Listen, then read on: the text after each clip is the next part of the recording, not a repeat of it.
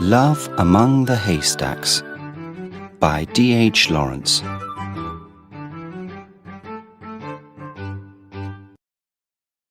Chapter 1. Two Brothers. The two large fields lay on a hillside that looked south. Most of the hay was already cut, and in the bright sunlight the fields were now golden green. Across the hill, halfway up, was a high hedge, and they were building the haystack just above this hedge. It was a tall haystack, a great untidy thing standing high above the hedge, but the hay itself was light and silvery in colour, and looked as soft as a cloud. Not far away was another finished haystack.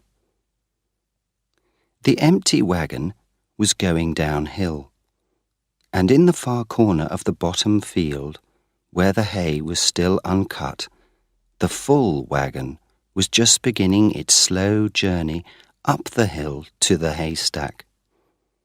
The haymakers worked on, cutting the tall hay, while the wagon climbed the hill. The two brothers, on top of the haystack, were having a moment's rest, waiting for the full wagon to arrive. They stood up to their knees in the soft hay, while above them the golden sun burned down, and all around them was the hot, sweet smell of the silvery hay. The only two things in the world were hay and sun. Morris, the younger brother, was a good-looking young man of 21. He was strong, full of life, with a quick, bright eye and a ready smile. "You thought," he said to his brother, "you were very clever last night, didn't you?"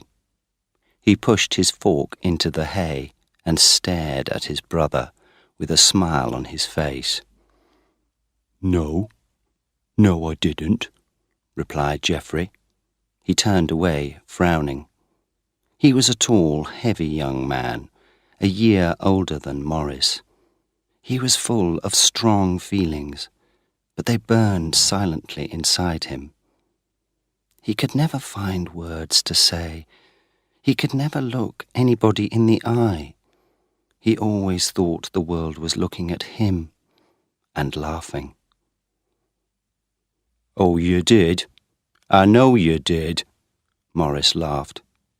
"It was your turn to sleep in the hayfield last night, but you went and hid yourself, so I had to go in your place." "I didn't hide myself," said Geoffrey angrily. "Father sent me to get some wood." Oh, yes, laughed Morris. "But you don't know, do you? You don't know what happened last night, up here in the hayfield." He laughed again, and threw himself down on his back in the hay. He put his arms across his face, and lay there, smiling and remembering the night before. Geoffrey leant on his fork and stared out over the fields. Far away was the city of Nottingham, and between, the country lay under the burning sun, with here and there the smoke from a factory going up into the sky. Geoffrey looked down again into the hayfield, at the wagon slowly climbing the hill to the haystack. "Hurry up," he thought. "Hurry up."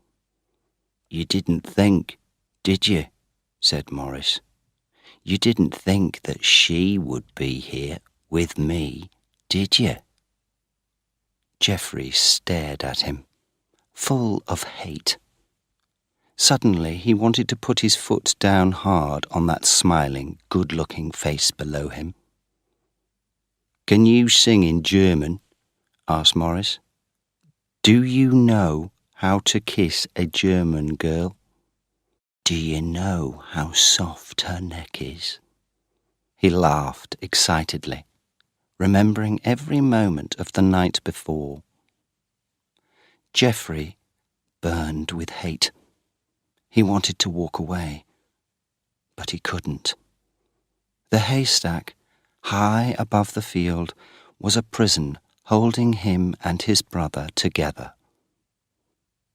Both brothers were shy of women. Neither of them had a girlfriend. Neither of them knew what to say to a woman or how to win her love. And now Maurice was first in the game, and the older brother did not like it. The German girl was the governess from the house beside the top field. Geoffrey was working one day in the field when a baby pushed through a hole in the hedge from the garden of the house. Seconds later, the German girl came through the hedge too, looking for the baby. Geoffrey helped her to catch the little boy, and then they stood, talking for a while. Geoffrey liked her bright eyes and her funny, quick way of talking. But now it's Maurice she likes best, not me, he thought. She sits with him in the hayfield by moonlight, and he kisses her. Unhappily, he looked up the hill to the house beside the top field. From the top of the haystack, he could see right into the garden, and there, suddenly, he saw the girl, in a yellow dress. He held up his arm and waved to her. She waved back, lazily. Geoffrey could see that she was not interested in him, and was waiting for Maurice. Then Maurice stood up and saw the girl himself. He laughed and waved both arms at her. "What's going on?" called a voice from below. The full wagon was now standing at the foot of the haystack. Maurice's face turned deep red. "Nothing," he called. There was the sound of laughing below, and soon a big, red-faced man climbed to the top of the hay in the wagon. He turned, stared up the hillside, and saw the yellow dress in the garden. "Oh, it's a girl, is it?" he laughed. He was the father of Geoffrey and Maurice. "Yes, I thought it was a girl." They began working again, throwing the hay from the wagon up to the top of the haystack. There the brothers had to place the hay carefully, building a stack with 4 strong walls which would not fall over. It was hard work. The father threw up great forkfuls of hay. Geoffrey then passed them along to Maurice, who built up the haystack's walls. But Geoffrey was full of angry feelings. Usually, he threw the hay into the places where Maurice wanted it. Now he threw it into the middle of the stack, and Maurice had to work twice as hard, carrying it out to the walls. Once, a great forkful of hay from Geoffrey hit Maurice on the back. "Be careful," called Maurice angrily. "And why are you throwing it in the middle, you stupid man?" "I'll throw it where I like," answered Geoffrey. They worked on, both brothers angry now. They got hotter and tireder, and still the hay came up from the wagon below. "There, that's the end," the father called at last from the wagon.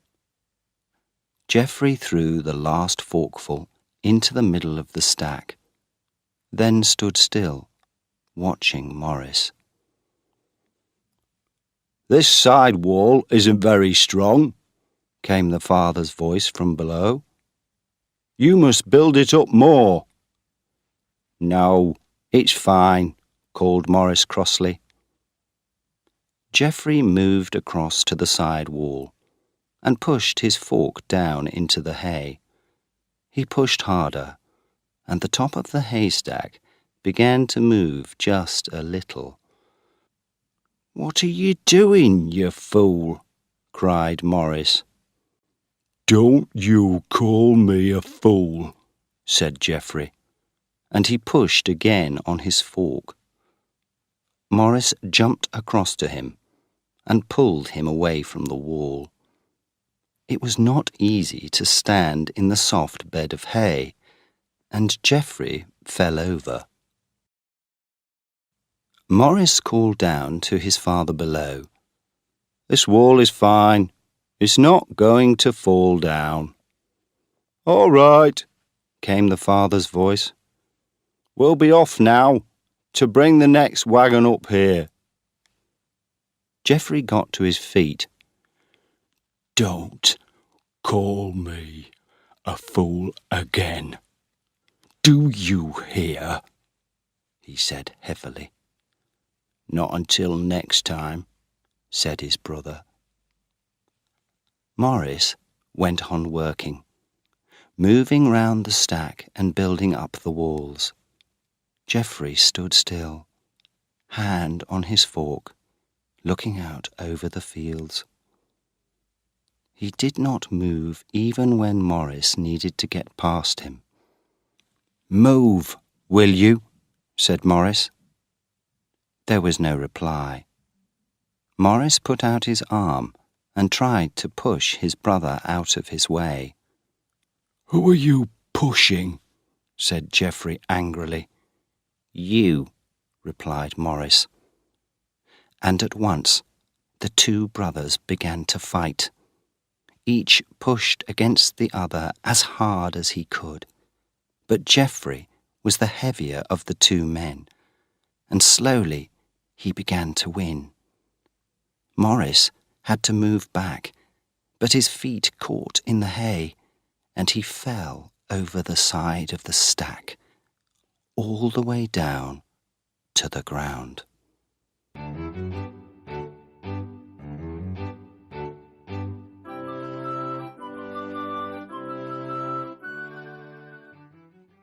Chapter 2. The German Girl. Geoffrey's face turned white. He heard the fall. He stood still, listening. He could hear no sound from below.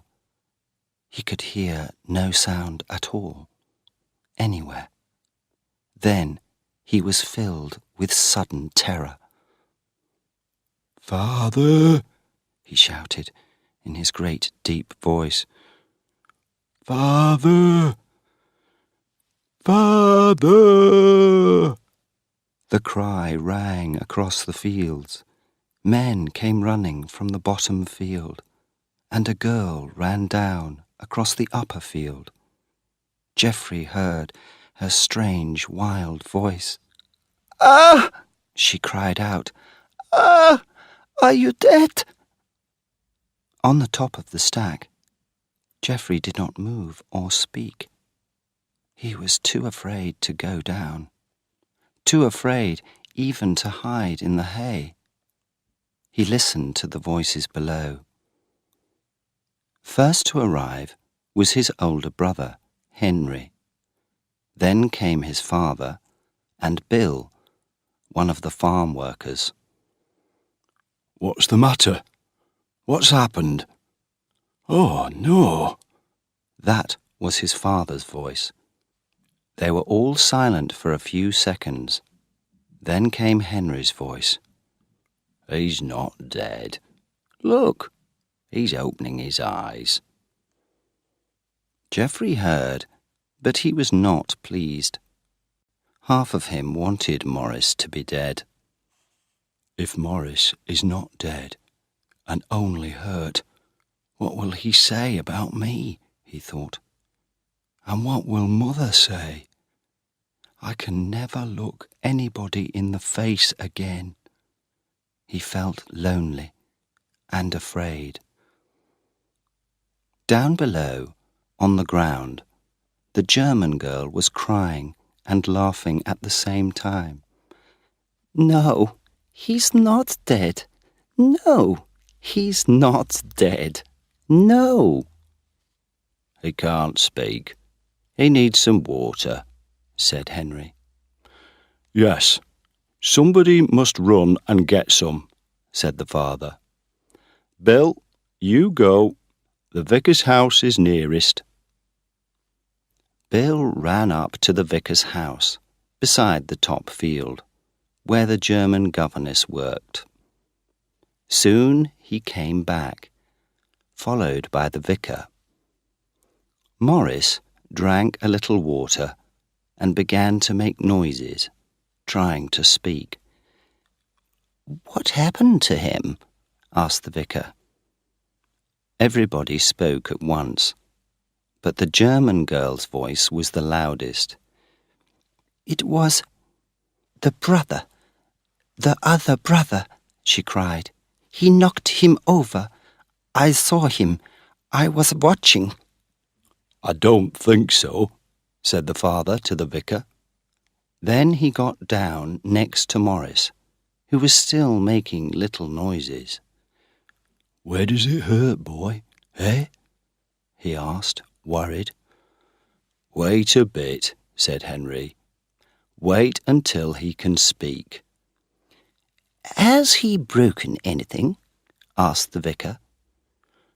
He was lucky, said the farm worker Bill. Lucky to fall on this bit of hay and not the hard ground. Morris could speak a little now, and the father asked him, What were you doing, boy?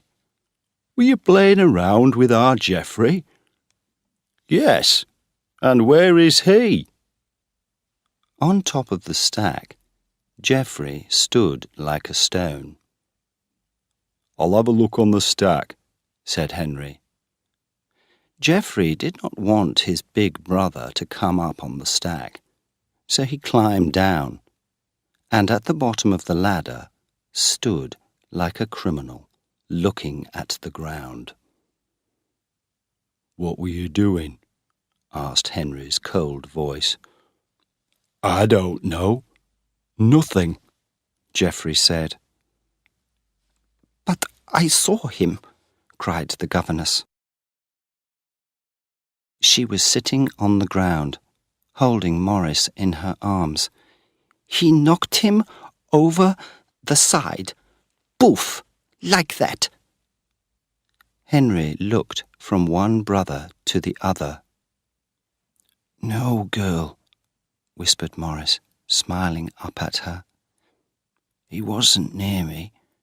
I just fell over the side. Oh, cried the girl, not understanding. You just made a mistake, said the father. That's all. Oh, no, she cried. I saw him.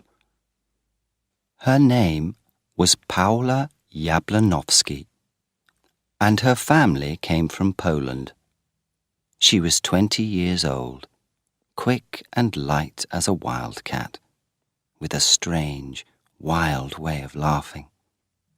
She had bright blue eyes and short golden hair.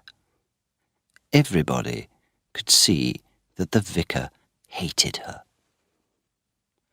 Morris's face was still white, but he lay smiling happily in the girl's arms. She smiled down at him with her quick, bright smile.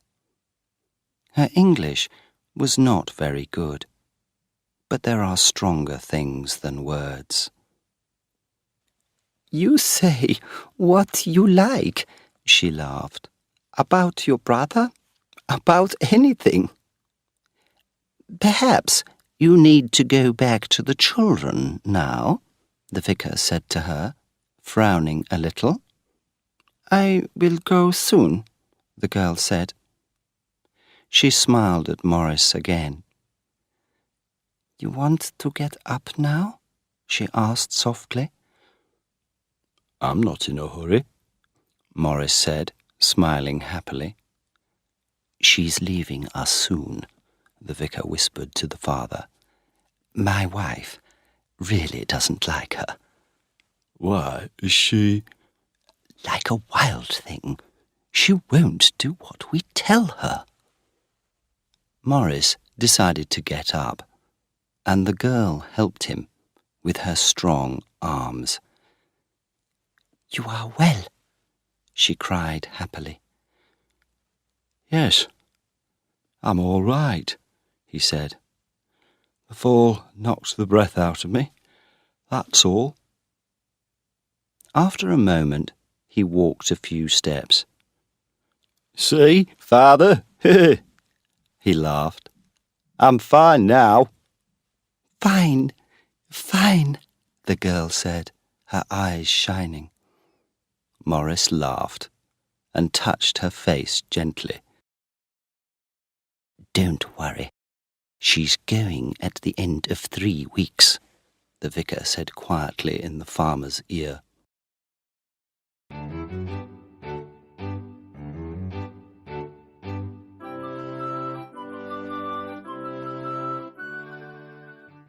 Chapter 3. The Tramp and the Woman.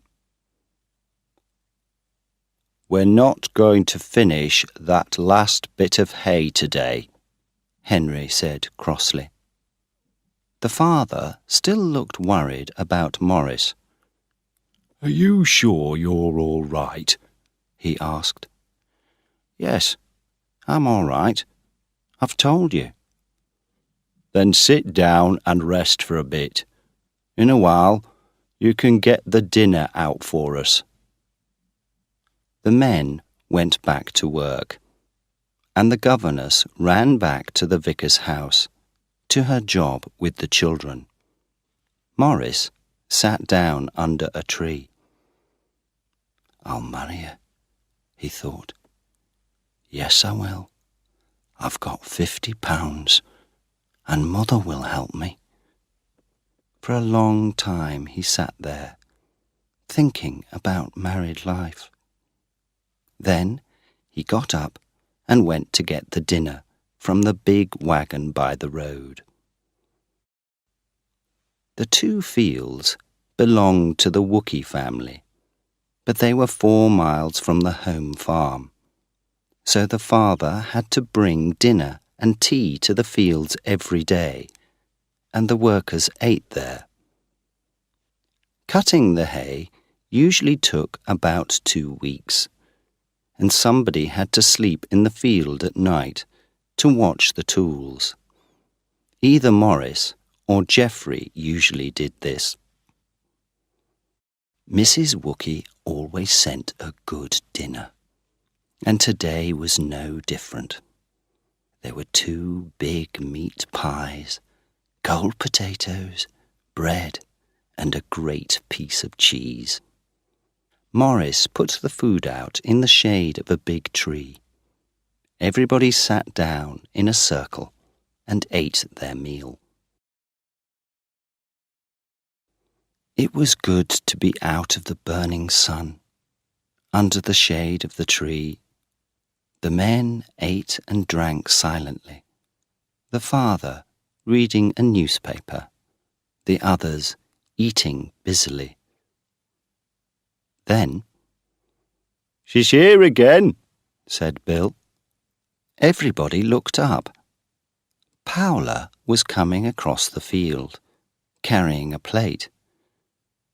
"She's bringing something for you, Morris," said Henry, laughing at him. Morris was halfway through a great piece of meat pie and some cold potatoes. The father laughed too. "Put that away, Morris. She'll want you to eat what she's brought for you." "Give it here," said Bill. "I'll eat it for you." Then Paula arrived. "I bring him some chicken." "Him," She gave Morris a bright smile. Morris's face turned deep red, and everybody laughed aloud.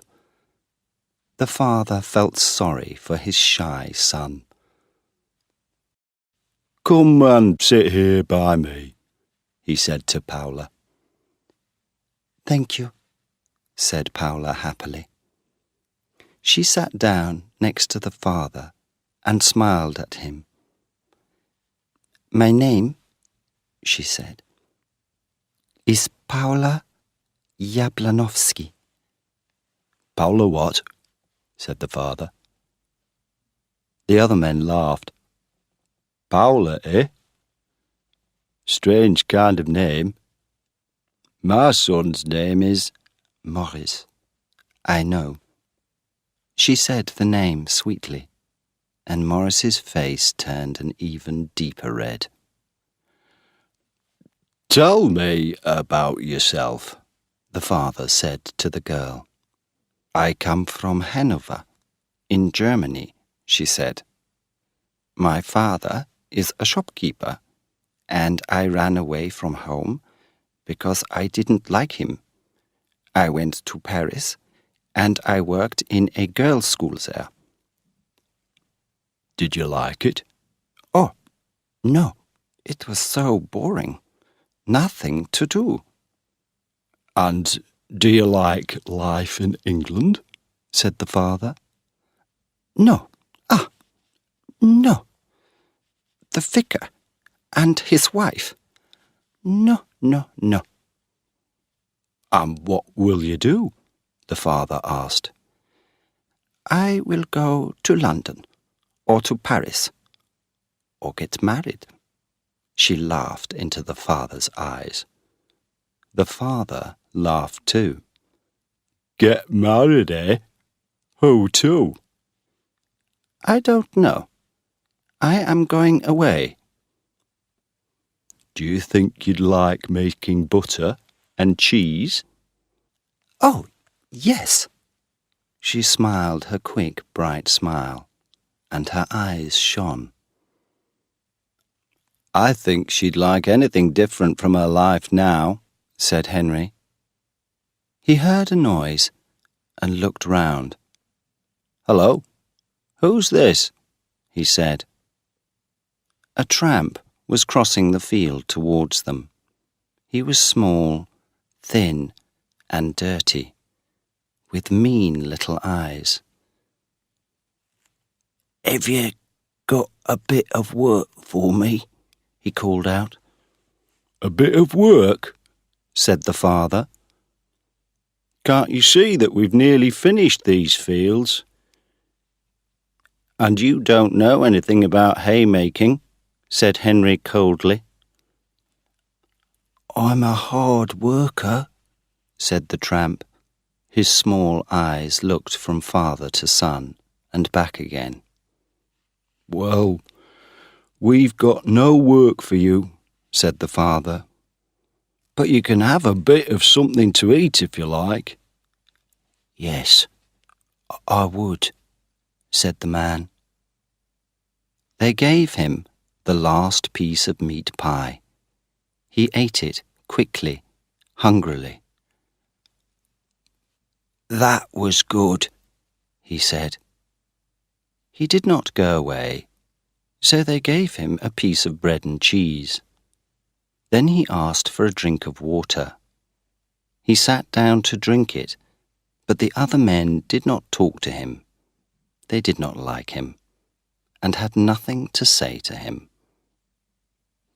While he sat there, a young woman came into the field and walked down beside the hedge. She was small and finely made. Her clothes were neat and tidy, and her hair was pulled back under a sailor hat. She had a pretty face, but there was a hard, cold look in her eyes. "Have you got some work?" she asked her man. "No, they haven't got any work for me.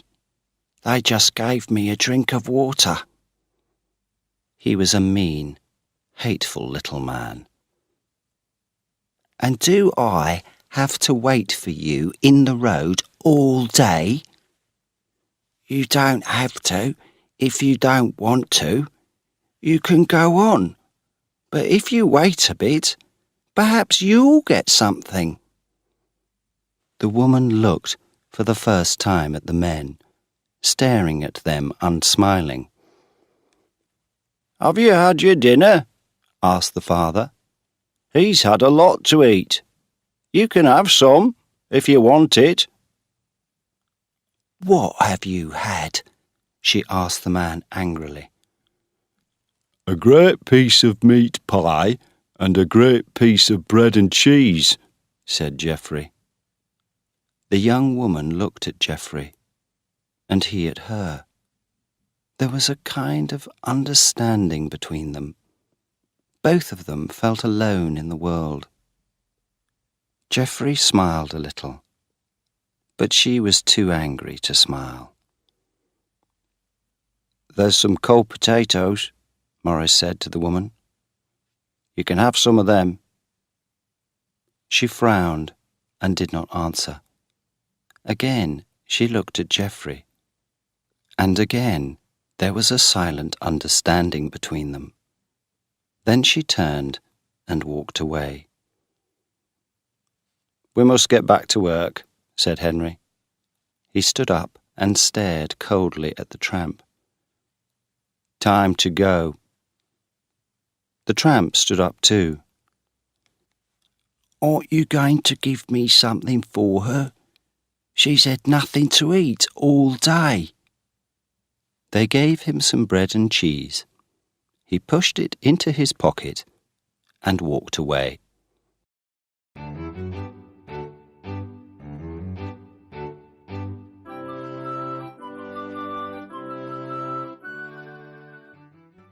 Chapter 4.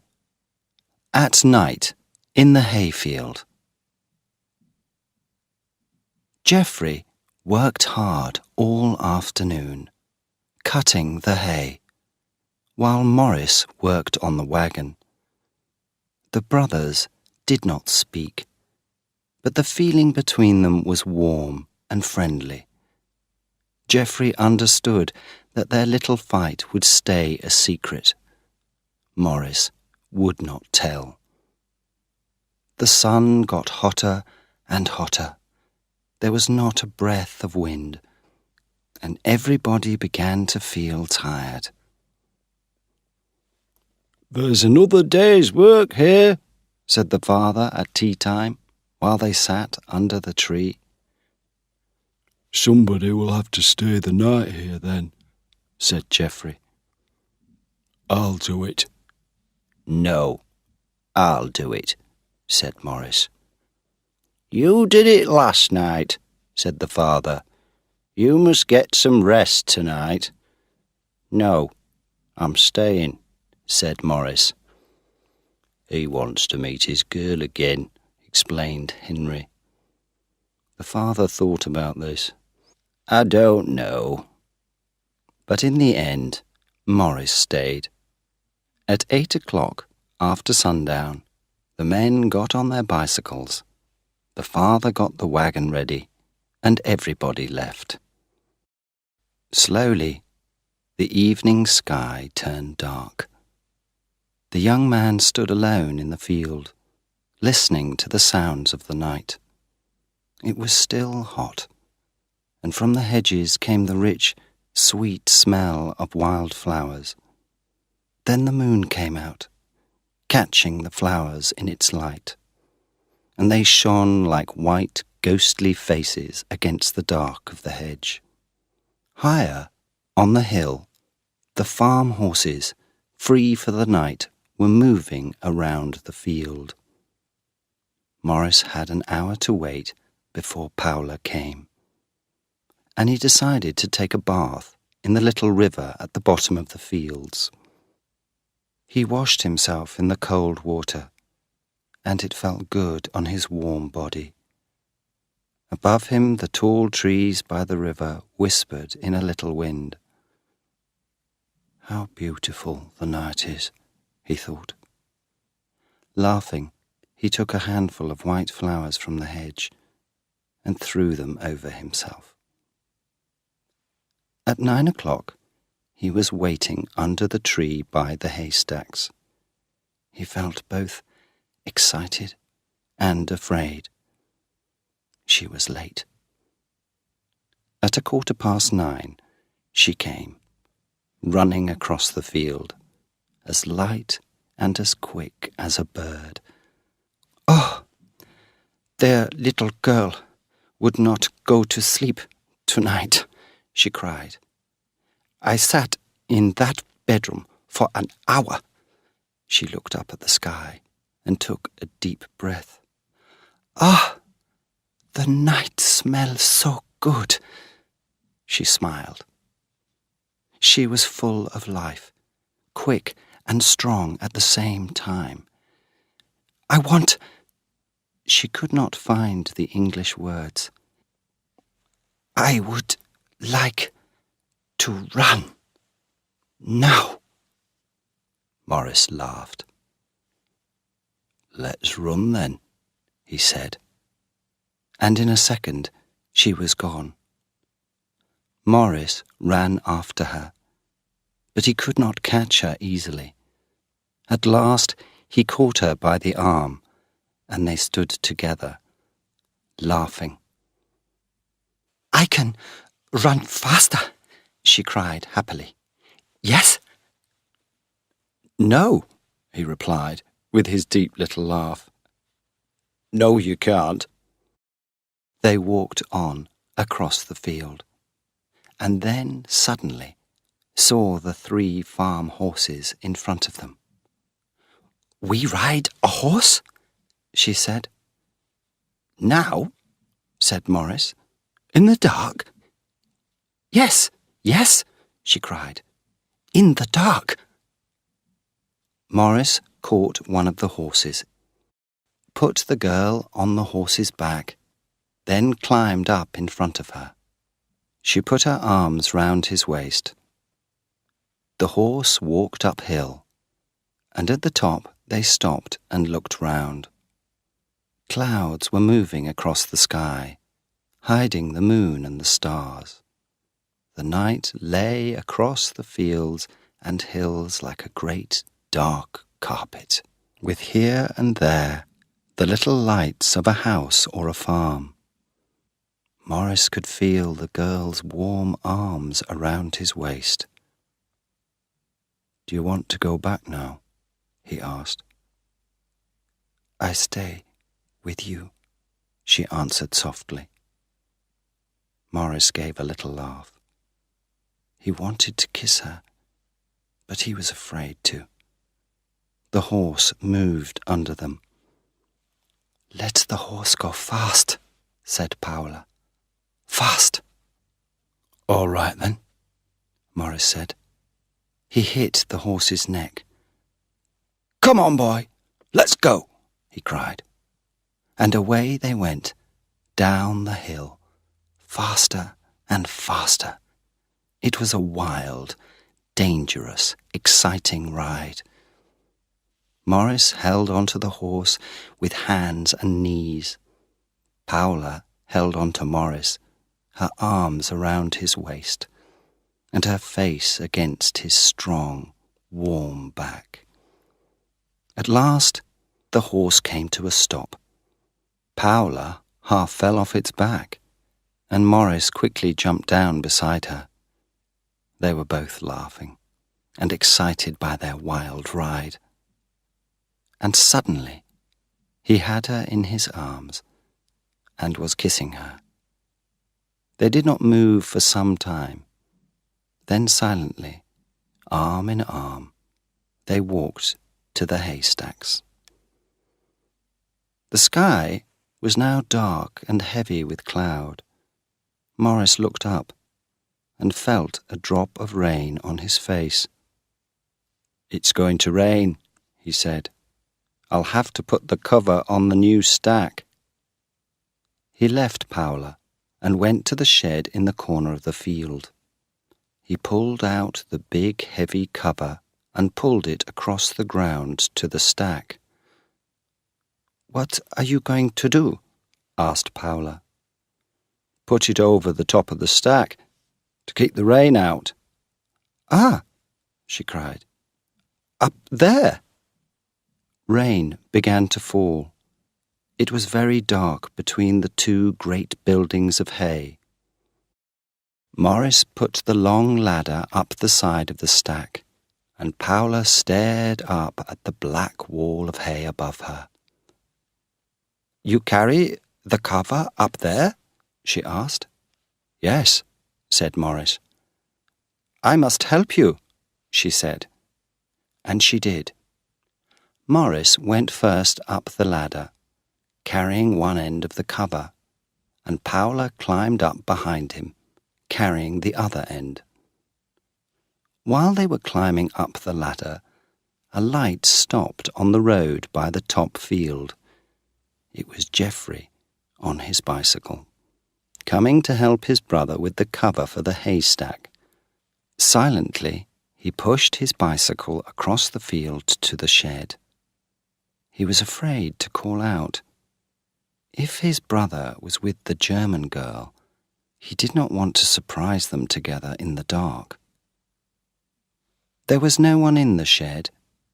He walked across to the stacks and was nearly there when he heard a noise. The ladder was slowly falling down the side of the stack. It hit the ground with a bang. What was that? He heard Morris's voice from the top of the stack. Something fell, came the voice of the German girl. Morris lay down and looked over the side of the stack. It was the ladder, he said. We knocked it down when we were pulling the cover up. We're in prison up here? The girl said, excited. Yes, but if I shout, they'll hear at the vicar's house. Oh, no, she said quickly. I don't want to, he replied, with a short laugh. He began to pull the cover across the top of the stack. Down below, Geoffrey moved quietly round the corner of the second haystack. He did not want them to see him. He heard Morris's voice again. One good thing, we won't get wet. We can sit under the cover. Morris, said the girl. She sounded worried. What is it? He said gently. You'll be all right.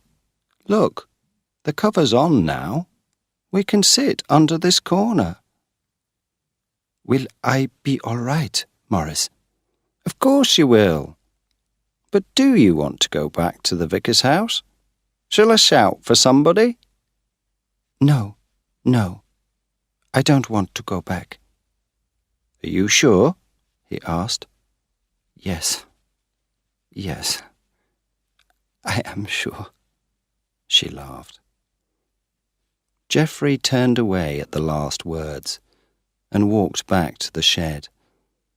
The rain was now falling heavily. He felt miserable and lonely. In the shed, he took the lamp off his bicycle and shone it round the walls. All the tools lay in one corner, and there was a big wooden box and a deep bed of hay. He put the lamp out and threw himself down on the hay. I'll put the ladder up for them later, he thought. He lay there, thinking about his brother's luck and the German girl, with her strange ways and her quick, bright laugh. Why does she like Morris? Why doesn't she like me? No woman will ever love me, he thought miserably. I'm too slow. I don't have the words.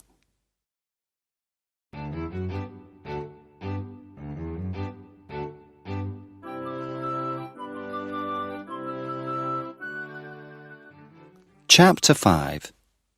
A Meeting in the Dark. While Geoffrey lay there, thinking about his life, he suddenly heard a sound that was not the rain. Something was in the shed, moving towards him. For a second, terror filled him. Then he jumped up and caught the thing with his great hands. It did not fight, just gave a small, unhappy cry. "Let me go," said a woman's voice. "What do you want?" he asked angrily. "I thought he was here." She began to weep quietly. Who? Who did you think was here?" he said. "My husband.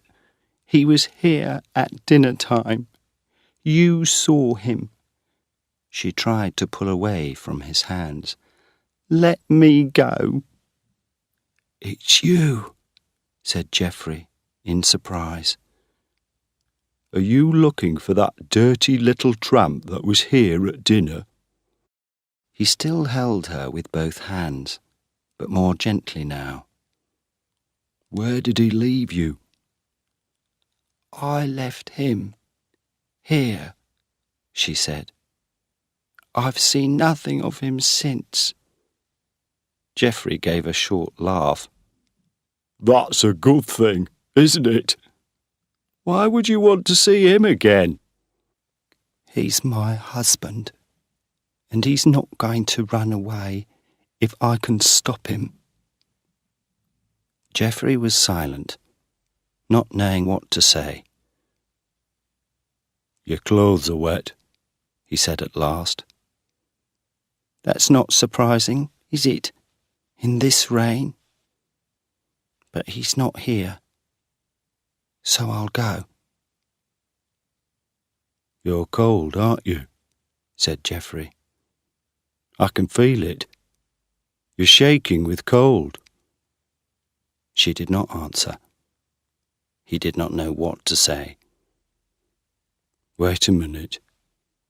He found his bicycle lamp, lit it, and shone the light on her. He saw a white, tired face. Her old sailor hat and her brown coat were black with rain. Drops of water fell from her wet skirt onto her shoes. He looked worried. "You're wet right through," he said. Why don't you stay in here until the rain stops? No answer. You can take your wet things off and put a blanket round you. There's a horse blanket in the box here. He waited, but there was still no answer. He put the lamp down, opened the wooden box, and took out a big grey blanket. Come on, he said kindly.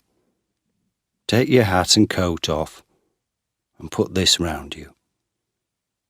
Slowly, she took off her hat and coat and put the blanket round her. She was shaking all over with cold. Is something the matter with you? He said, worried. I've walked to Bulwell and back, she said tiredly, looking for him. I've eaten nothing since this morning. She did not weep. She was too tired, too miserable.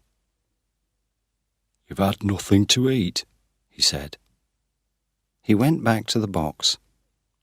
There was food in there, bread and cheese. He cut some bread and put a big piece of cheese on it. She sat down on the end of the bed of hay and slowly began to eat. Then he gave her a drink of water and saw that she was still shaking. Can't you get warm?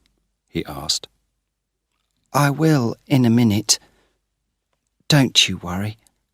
I'll go soon. I'm taking your seat. Are you staying here all night? Yes, but you must stay and get warm. I've got to go and see that the haystacks are all right. Take your wet things off and get warm with that blanket round you. I'll go in 10 minutes. This is your place, and I'm not going to push you out. It's not right. You're not pushing me out, he said. I'll come back when I've looked at the stacks. He went. A minute later, she put the lamp out. He stood between the stacks, listening. There was only the soft rain and the dark night all around him. Everything was still, silent, black, like death, he thought. He found his way back to the shed and went in. Are you all right? He said. He lit the lamp again. Her small face looked up at him, out of the grey blanket. You don't need a lamp, she said. Lie down and get your night's rest. I can sit at this end, out of your way. He put the lamp out and sat down on the hay at the other end. Then he asked, Is he really your husband? He is, she answered in a hard little voice. Do you follow him because you like him? He was afraid to ask, but he wanted to know. I don't.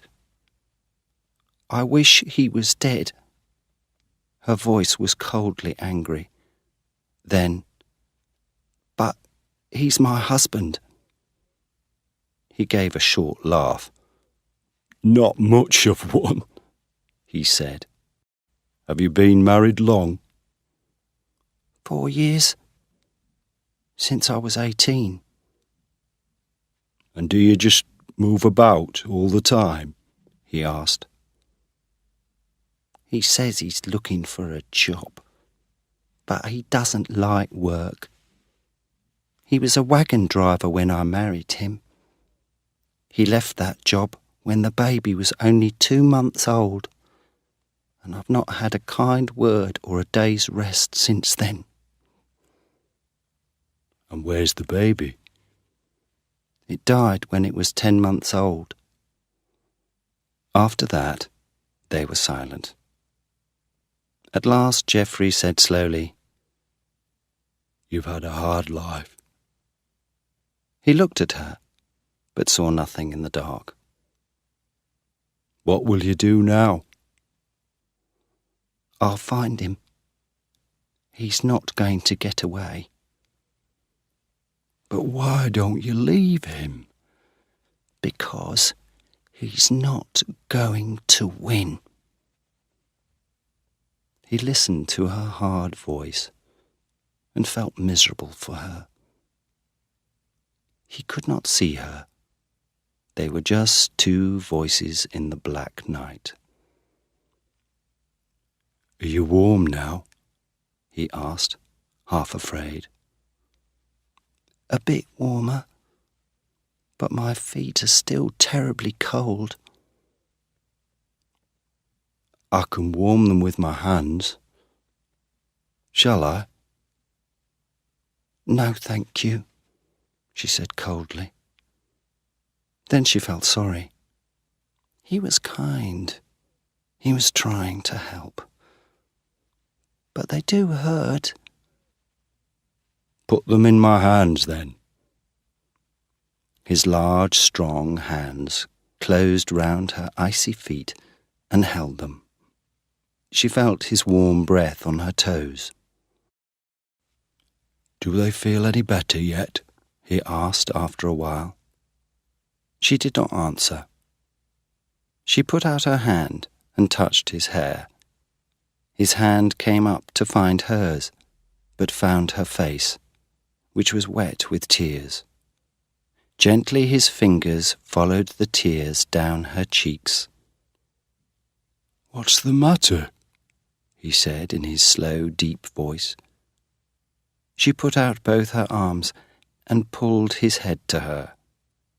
4 lonely, miserable years were suddenly behind her. She was no longer old before her time. Suddenly it was possible to hope again, to be young, to be happy. She wept long and silently, holding Geoffrey's head close to her, with her wild tears falling on his hair. Geoffrey sat still, full of wonder, full of love.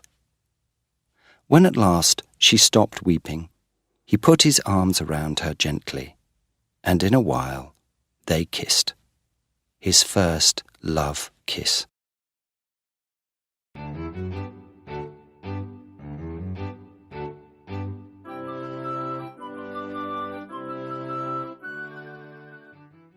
Chapter 6.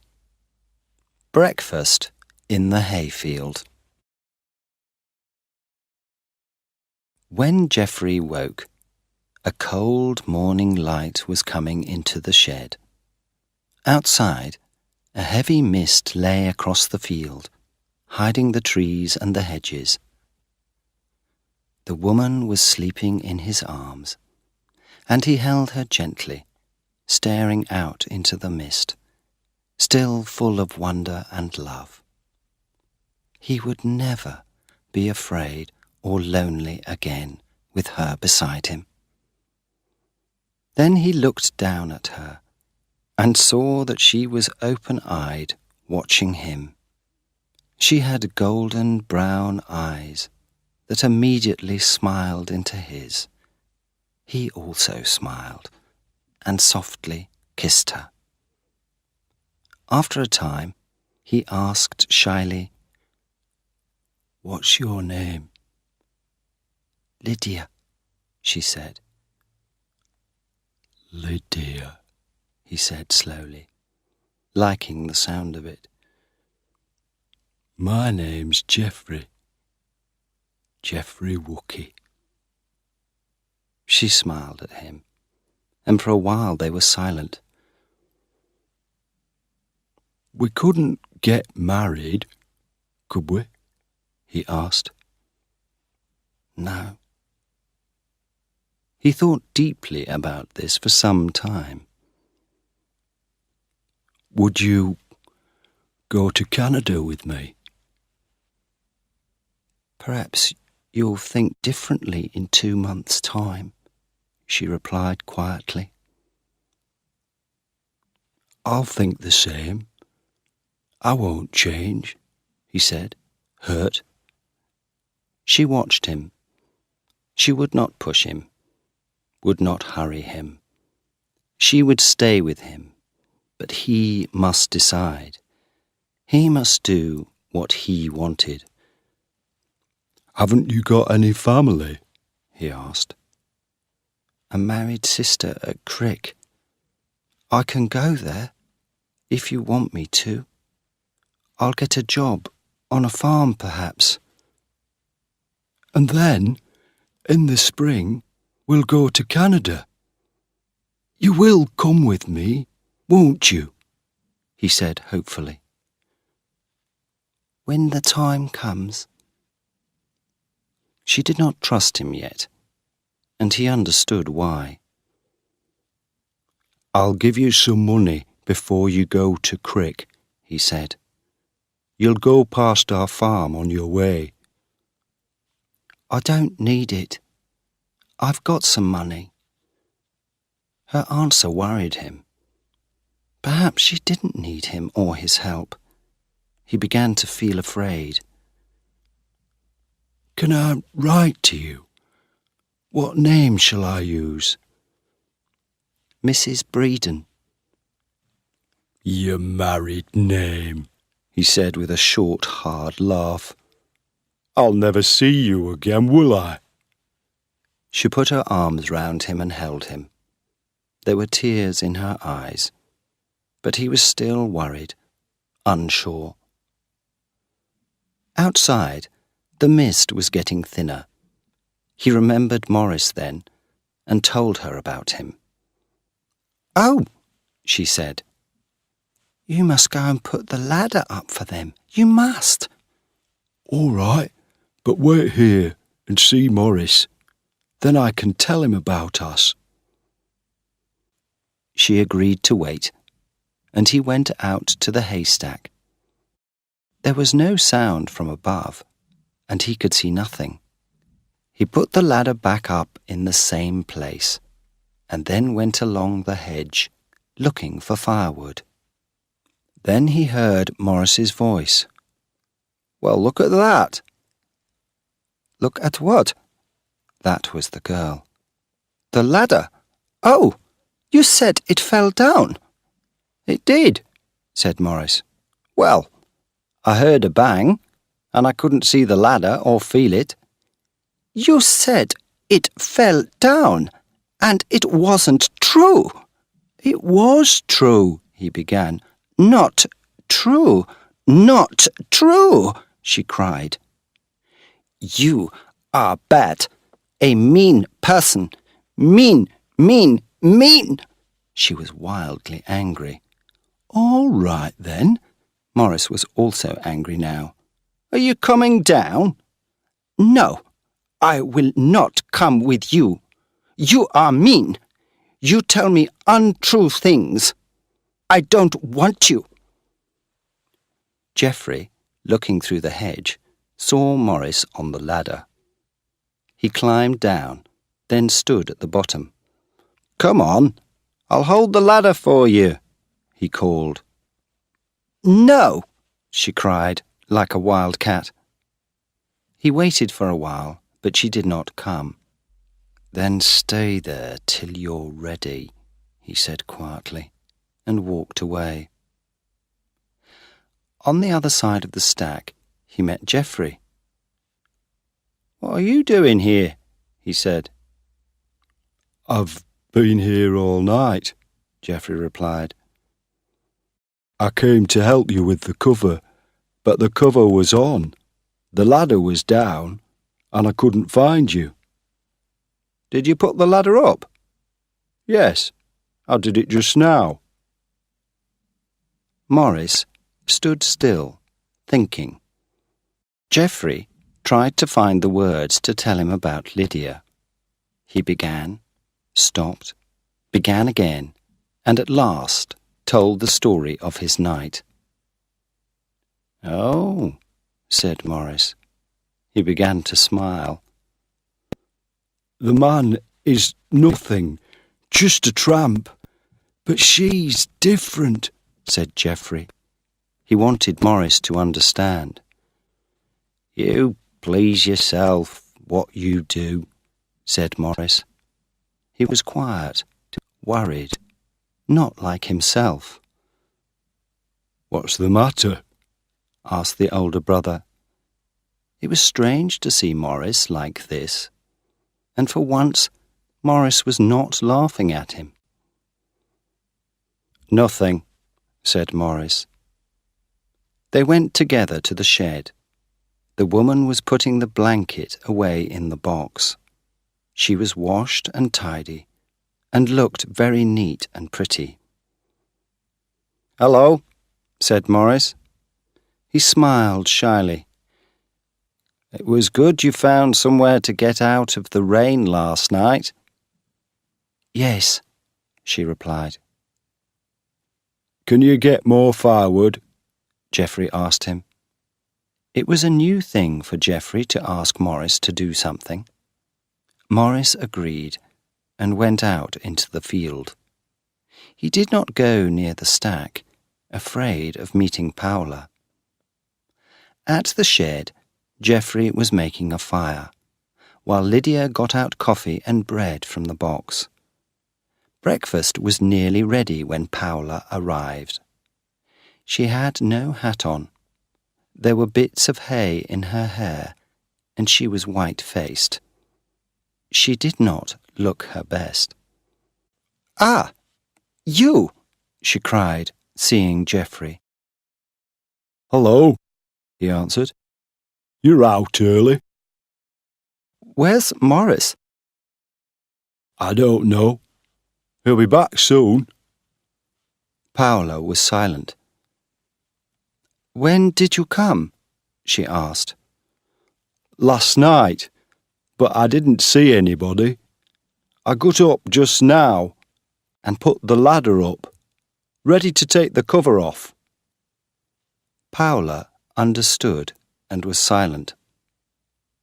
When Morris returned with some wood, she was warming her hands at the fire. She looked up at him, but he would not look at her. Geoffrey met Lydia's eyes and smiled. Morris held out his hands to the fire. "You are cold?" asked Paula softly. A bit, he answered, friendly, but not too friendly. The four of them sat round the fire, drinking their smoky coffee, eating their bread and cheese. All the time, Paula watched Morris's face hopefully, and he watched the fire. He was gentle, but he would not look at her. And Geoffrey smiled and smiled at Lydia, who watched him with her golden brown eyes and did not look away. The German girl got back into the vicar's house that morning, and her night out in the hayfield stayed a secret. A week later, she was engaged to Morris, and when her last 3 weeks with the vicar's family were finished, she came to live at the Wookey farm. Geoffrey and Lydia stayed true, one to the other.